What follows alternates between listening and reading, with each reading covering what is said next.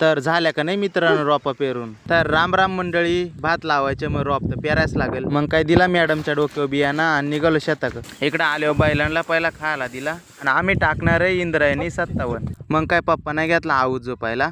अंधारला कुळव. आता ह्या घाण काढून घेऊ सुटलोय, नाही तर म्हणीस ती घाणच उगल. मग काय बैला उभी केली आणि आई लागली सुपला टाकायला. आम्ही ना सुपल्यामध्ये साथीचा तणनाशक वापरलाय, म्हणजे ही घाण मरून जाईल. खत टाकून झाला आणि आता होती भात टाकायची बारी. आणि तुम्हाला कृषी सेवा आलेली फसू नये म्हणून एक गोष्ट सांगतो. हा बघा हा लेबल दिसतोय ना, हीच गोणी घ्यायची बर का. आता पप्पा इकडे रोप टाकी सुटलाय. ह्या नाही का सर्व बाजूला एकसारखा पडला पाहिजे, नाही तर कमी जास्त उगात आहे. झाला बाबा रोप पेरून. आणि आता पप्पाना कुळव धरलाय, त्या धान्याला पलटी मारी सुटलाय. म्हणजे त्या बियाणा मातीच्या आतमध्ये जात आहे आणि फेल जात नाही, कोंबड्या बिंबड्या खात नाही. आता रोप तर पेरला, पण आता पाणी पडतो का नाही शेतकऱ्यांचं हे असंच हालतं, काय करायचं. चला मग तुमची झाली का नाही रोपा टाकून कमेंट करा मग. आणि माझ्या अशाच व्हिडिओ आवडत असतील तर फॉलो करून जा.